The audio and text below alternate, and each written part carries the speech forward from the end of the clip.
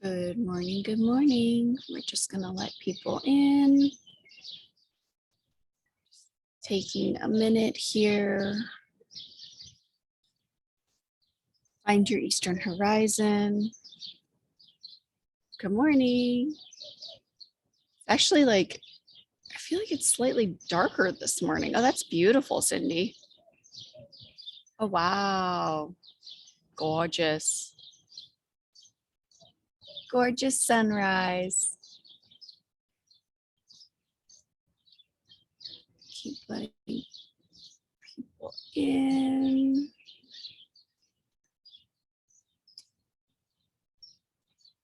We're just gonna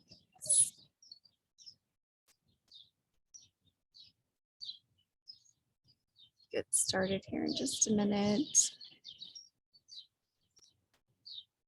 I don't know if anybody else feels like it's a little bit darker today, which is interesting because we haven't reached the solstice yet. So I'm not sure why that would be. I mean, we are in the dark moon phase, so maybe it's cloud cover. I don't know. Curious what everybody else is experiencing if you're in the same spot that you normally are in. Because I am in the exact same spot that I'm in every single morning. All right. Emmy, definitely darker. Interesting. I do really wonder what that is. Well, that sounds like a rabbit hole for Evie's brain later today. Yeah. Same sees Eddie's, right? Moon looks very cool. I don't know if I can see the moon from the ground right now. I know where she should be, but I don't think I can see her. But she should be like almost dark because we're gonna have a new moon in about 48 hours. So interesting. All right. So two things. One, I somehow was not recording yesterday's sunrise challenge. So I'll make a short little video and put it on YouTube. I have no idea how that happened, you guys. I mean, I was clearly off my game. I think I told you guys to do something for 7 or 8 days a week. So it was just one of those days. So today is, we're definitely recording, double checked that. And today is our halfway mark. We are exactly halfway through our challenge today. So woohoo, yay. And that is actually really significant because that's 2 weeks of choosing to be in something.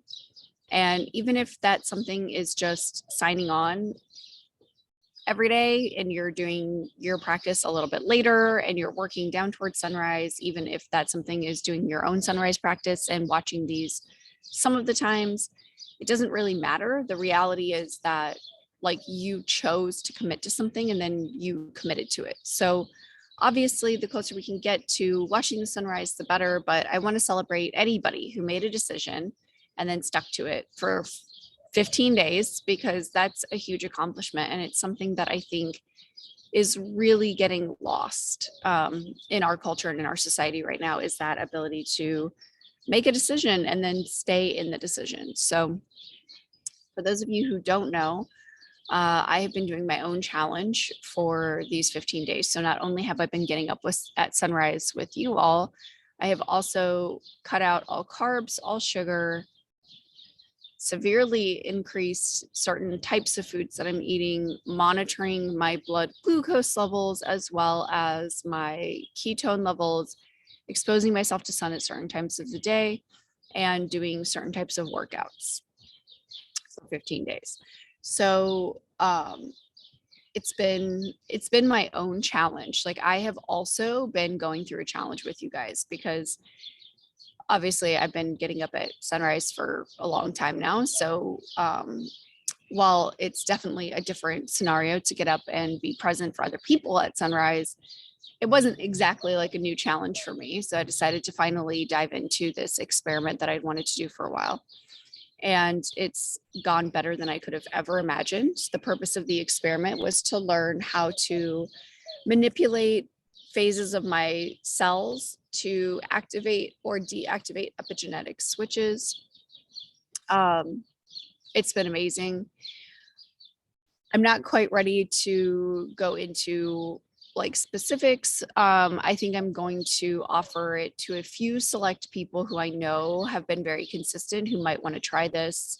But there's some pretty compelling research about why we would do this. You don't live in this state forever, but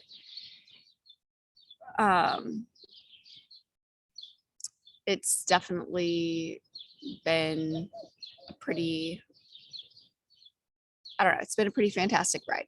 So all of that being said, the point is we're all celebrating something. We're all celebrating making a decision and being present with the decision and showing up for it.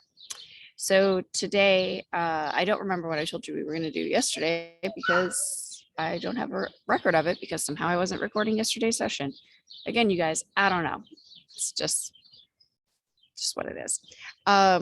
So today I want us to, first of all, come back to some eye stretches and eye exercises. I was actually going through my little box where I store all of my old contacts. I don't know why I keep them. I think it's like this weird motivation thing. Like every time I see my old contact box from like the prescription being like -5 or -4.75, and then I realize now I'm like down into the 3s. I'm like, oh wow, okay, that's why. But I keep them for some reason. I was just going through them and it was like, oh yeah, eye strength is so important. So I'm not sure what I said we were going to do yesterday, but today let's focus on some eye exercises. So we want our eyes to be strong. We've already talked about why the side to side matters. The side to side helping because the body, as it's moving forward, the eyes are automatically moving a little bit from side to side. So that's just one mechanism that your eyes are responsible for in your brain for your emotional, psychological, and physical well-being. So our eyes are really, really important. In fact, they're part of the brain, and they're the only part of the brain that's on the outside of the body. So we want to take care of our eyes. And it's really easy in our society today to feel like, oh, well, if I'm going to the eye doctor once a year, I'm taking care of my eyes. When in reality, the eyes are made up of nerves and muscles and all of these other tissues. They're just like any other part of the body that we would need to stretch and strengthen and take care of. It's just that our ancestors were doing this all the time without knowing it because they had to. And we just don't have to. We have very cushy lives. So coming back to just a full awareness of the eyes is really important. And the best way to strengthen your eyes is to come into a space of actually feeling your eyes throughout the day. Like become aware of what your eyes feel like. Start to notice when they get tired. Start to notice when you've been looking at something for too long. Start to notice if your eyes are getting blurry or dry, like just being very present with them and giving them things to do throughout the day that are not just staring at something, within 2 feet of your face. So I'm going to have you all just become very present in your space, like center into where you are. And then looking out at your eastern horizon, again, if you can't see the sunrise, not everybody has Cindy's amazing view this morning. Just go ahead and find that eastern horizon for me. And then I want you to just slowly move the eyes around, not big movements, just little ones. And I want you to see if you can just become very aware of what it feels like for your eye to move.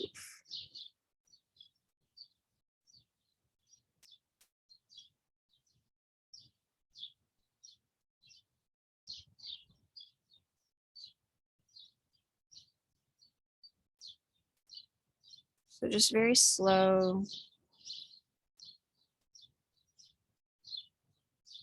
You can make circles or go side to side.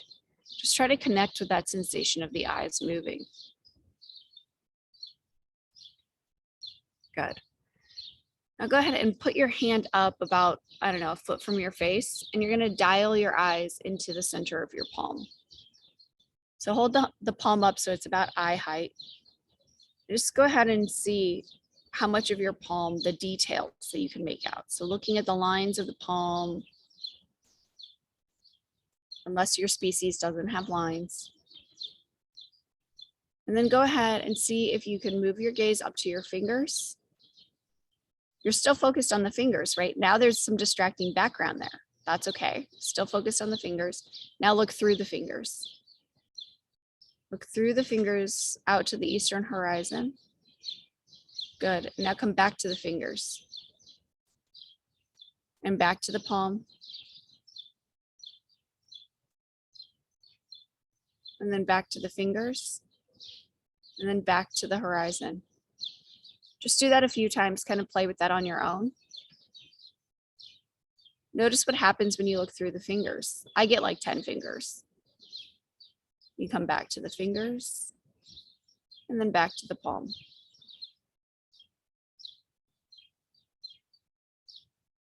Good. Do that a few more times. Palm, fingers, horizon, fingers, palm.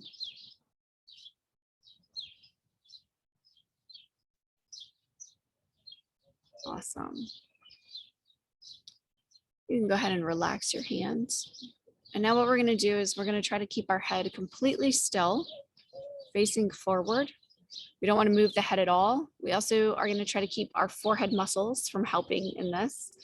I know not everybody has like overactive forehead muscles. Mine just like really like jump in there. So do what you need to do to keep your forehead muscles from being the ones that are moving. And I want you to see how far to the right you can look. And then how far to the left can you look? Good. Then without moving your head or tilting your chin at all, how far up can you look? Without using your forehead muscles, keeping the forehead relaxed. Good. And then how far down? Now we're going to reverse that. We're looking down. Now look up. Look to the left. Look to the right. Come back down. Look straight ahead. Blink a few times. Give your head a little shaky, shake, shake. Awesome. Now, this next part, you may or may not feel it. That's okay. I want you to go ahead and take your hands and you're going to put them at the base of your skull, on the sides underneath the skull where the skull and the neck meet. You can try to find that middle point and then come out just like a tiny bit from that middle point. Now, from here, I just want you to apply enough pressure to feel it. Now, without moving your head, again, keeping the head and the forehead as still as possible, start to move your eyes from side to side. And see if you can feel the muscles in the back of your neck move.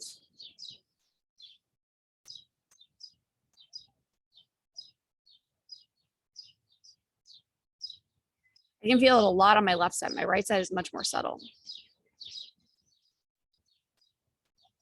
You can draw circles, do your infinity sign. Just try to become aware of feeling the eyes, the muscles in the neck, moving with the muscles of the eyes.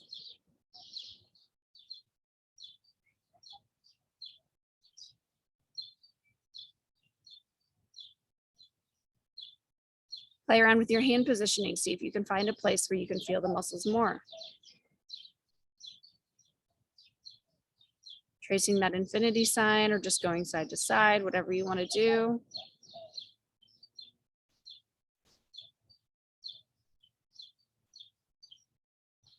Good, and you can relax. So hopefully some of you were able to feel that muscle movement in the back of your neck. It's pretty wild when we think about how connected the eyes are to the top of that spinal column there. And think about every time your neck is stiff, how that affects your eyes. How every time your eyes are tired, how that affects your neck, right? So eye health is body health.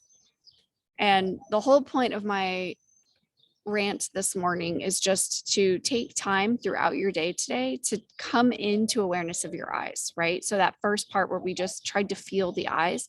If you need to do an exercise to get there, great, do it. But just, I'm going to challenge you throughout your day today. Take a few moments throughout the day. You can even just like schedule them into your calendar now. Take 10 minutes, 2 different times today to come into awareness of your eyes and give your eyes a stretch. Do those exercises where you're looking past your hand to your hand. Start to treat your eyes like you would treat any other muscle or part of your body, right? Because all of us that are here, we take care of our bodies. So take care of your eyes too. This is just it's gonna help with everything. It helps with anxiety, it helps with stress. So yeah, eyes, our eyes, we take them for granted until we don't have them and we don't have good vision. And we live in a post-apocalyptic society where we don't have glasses. I'm kidding, but seriously, I think about that all the time. I'm like, I gotta heal my eyes. If there's a zombie apocalypse, I need to be able to function without glasses. In all seriousness though, you guys, we're halfway there. So proud of you. I'm so grateful. I know there are a lot of people watching the videos, even when they're not on here. So thanks to everyone. I will see you all tomorrow. We have one last broadcast tomorrow, and then you guys are on your own for the weekend. So I had to double check what day it was. Yeah, that's what just happened. So we'll do our broadcast tomorrow, and then you all will be on your own for the weekend. Again, I like to challenge people. If you need one of those weekend days as a day to sleep in and to reward yourself for staying in your habits, for just catching up on sleep, that's great. Try to get at least one of your weekend days where you are still getting up for the sunrise on your own, because doing that on your own is going to just strengthen that pattern and that habit for you. So I'll be doing another Q&A next week. I'm going to look at my schedule and I'll send an email out this probably either today or tomorrow, just letting you guys know when the Q&A is going to be. So if you have any questions that are coming up, you'll have that opportunity as well. I like to make sure that we're answering all the questions. And then of course you can email me. So, all right, y'all, Hara Mariese, stay in happiness, and I will talk to you all tomorrow.